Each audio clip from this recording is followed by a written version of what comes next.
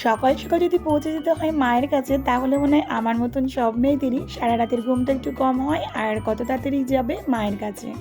তো সেদিনও আমি একটু তাড়াতাড়ি সব ঘুম থেকে উঠে ঘরের টুকিটাকি কাজবাজ কমপ্লিট করে নিয়েছি আর সুন্দর করে সাজুগুজু করে নিয়েছি, বাড়ির দিকে রওনা দেব। আর এই দিকে সেদিন কিন্তু মিষ্টির দোকানগুলোতে এত লাইন ছিল যে কল্পনার বাইরে। কি মিষ্টি নেবো সেটা দেখার থেকে দূরে কথা, কতক্ষণে নিয়ে বেরোবো সেটা নিয়েছিল তাড়াহুড়ো।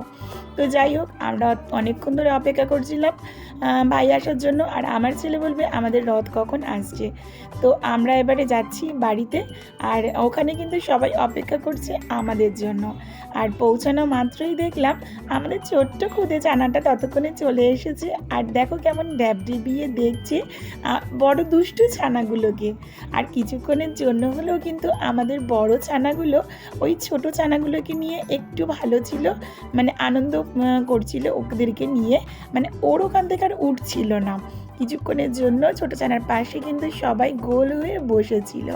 আর এদিকে যেহেতু লোকজন সবাই চলে আসবে আর রান্না প্রায় শেষের দিকে, তো অনেকটা পরিমাণের মাংস প্রায় কষানো হয়ে গেছে। জল দিয়ে একটু সামান্য নাড়তে হবে, না হলে তো লেগে যাবে।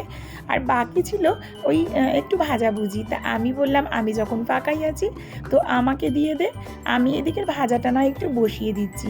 ওই গল্প করতে করতে একটু এপিট ওপিট নেড়ে দেওয়া। আর ওই দিকে কিন্তু সময় গড়িয়ে এসেছে ফোঁটা দেওয়ার। আর ওইদিকে মা সব কিছু রেডি করে রেখেছে। আর এইবারে কিন্তু বোন একা দেবে ফোঁটা, আর তার জন্য ওরা দুজনেই কিন্তু একদম জামা প্যান্ট পরে বসে পড়েছে ফোঁটা নিতে। তো যাই হোক, এবছর আর আমার ফোঁটা দেওয়া হলো না, কিন্তু কোনো অসুবিধা নেই। সবসময় তোদের উপরে ভালোবাসা আশীর্বাদ সবটা রয়েছে আমার হয়ে। তো এবারে একদম সিরিয়াস মনে ফোঁটা দেওয়াটা শুরু হয়ে গেছে।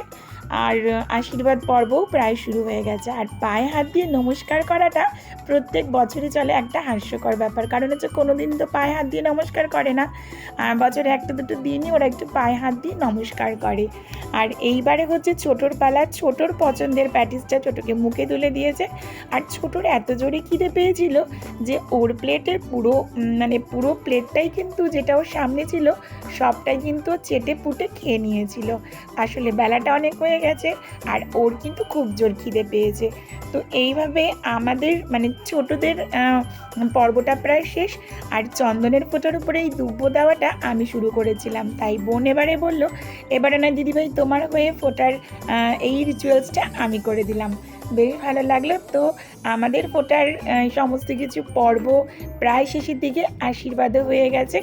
এবারে নমস্কার করবে ছোটো ভাই দিদিকে, করে নিয়ে এরপরে কিন্তু মা বসবে ফোঁটা দিতে। আর ততক্ষণে জায়গাটা একটু পরিষ্কার করে নিয়েছে। এইবারে মাও বসে পড়েছে আর মা দিচ্ছে মামাকে ফোঁটা। আর মাকে আজকে কিন্তু বেশ সুন্দর লাগছে, তাই না বলো? মায়ের শাড়ির কালারটা এত সুন্দর লাগছে, মাকে বেশ সুন্দর লাগছিল। তাই মাকে বলেছিলাম মা হালকা করে একটু লিপস্টিক দাও, মুখটা বড্ড ফ্যাকাশে লাগছে। অন্য দিন কথা শোনে না, আজকে কিন্তু এক কথায় চলে গিয়ে একটু হালকা করে লিপস্টিক দিয়ে এসেছিল। তো অবশেষে মা আর মামার ফোঁটার পর্বটাও প্রায় শেষ। আর মামার খুব জোর খিদে পেয়েছিল, তাই কতক্ষণে আমরা খাবার দিকে যাব সমস্ত আশীর্বাদ কমপ্লিট করে। ওই জন্য আমরা আবার ওই দিকে গিয়ে বাড়াবাড়ি শুরু করছিলাম, কারণ বাচ্চাগুলোকেও তো খাওয়াতে হবে। তো আমরা এদিকে বাড়াবাড়ি শুরু করে দিয়েছি। প্রথমে কিন্তু ছোটো বাচ্চাগুলোকে, আর তারপরে ভাইরা, তারপরে মামা বসে বসে একে একে করে খাওয়া দাওয়া করে নিয়েছে। আর তারপরে একদম সবার শেষে আমরা কিন্তু 5 জনে একসঙ্গে বসে পড়েছিলাম খেতে। কারণ অনেক দিন আমাদের দেখা সাক্ষাৎ হয় না, তাই গল্প গুজবটাও হয় না। আজকে খেতে বসে হবে চুটিয়ে গল্প। আর তার জন্য আমরা কিন্তু একসাথে বসেছি খেতে। আর ওদিকে পিমাকে আর দিদাকে আলাদা করেই দেওয়া হয়েছিল, কারণ পিমার আর দিদার খেতে বেশ সময় লাগবে, কারণ ওদের তো শরীরটা ভালো নেই আর একটু খেয়ে দিয়ে রেস্টও নিতে হবে। তাই জন্য ওরা কিন্তু আলাদা সোফাতে বসে খাচ্ছিল। আর এইদিকে আমরা 5 জন বসে গল্প করছি আর খাচ্ছি। অনেক দিন পরে দেখা হয়েছে, সব রকমের গল্প।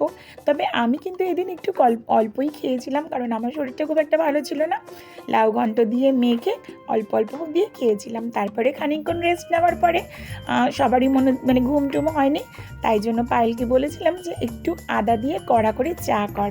আর সকালেরও যে কিছু প্যাটিস ছিল সবাই খেয়ে উঠতে পারিনি, সেইগুলো নিয়ে বসেছিলাম, সন্ধেবেলা আমরা একসঙ্গে ভাগাভাগি করে খাবো। খবরদার ভেবো না যে আমি এটা পুরোটা খেয়েছি, আমি কিন্তু সামান্য একটু চেখে দেখেছিলাম, আমি পুরোটা খাইনি। আর তারপরে কিন্তু খেয়ে দিয়ে আমরা উপরে চলে গেছিলাম ছাদে, কারণ বাজি ফাটাবো। কালী পুজোর দিন তো প্রচুর বাজি ফাটালেও প্রত্যেক বছর ভাইফোঁটার দিনকে অনেকগুলো বাজি ফাটানো হয় জানো তো। আর এই দিন আমরা বলছিলাম এই বাজিটা অনেকক্ষণ ধরে ছিল, তাই ভাই বলছিল অনেকটা রোদ্দুর পেয়েছে দেখে বাজিগুলো একদম মানে টাটকা রয়েছে। অনেকক্ষণ ধরে আমরা বেশ মানে পুরো সন্ধ্যাটা ধরে না আমরা অনেকক্ষণ ছাদে বাজি ফাটিয়েছি। আর দেখো এই বাজিটা কত সময় ধরে ছিল, বাজিগুলো কিন্তু সেদিনকে বেশ ভালো ছিল জানো তো। তো বাজি টাজি ফুটিয়ে আমরা তো প্রায় ছাদেই ক্লান্ত হয়ে পড়েছে সবাই। এবার আমি বললাম বাড়ি যাব, অনেকটা সন্ধে হয়ে মানে রাত্রিরে গড়িয়ে যাচ্ছে, বাড়ি যেতে হবে। কিন্তু ওদিকে আর একটা মামা ছিল বাকি, আর মামা আসবে ফোঁটা নিতে মায়ের কাছে, তার জন্যে আমি একটু অপেক্ষা করছিলাম।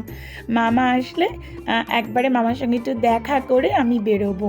আর এইদিকে একটার পর একটা বাজি আমাদের ফোটানো হচ্ছিল, আর ওদিকে মামা নিচে এসে আমাদের মানে নক করলো, আমরা সবাই নিচে নেমে আসলাম। আর এদিকে মা একদম সব কিছু রেডি করে নিয়ে কিন্তু একদম বসে পড়েছে মামাকে ফোঁটা দিতে।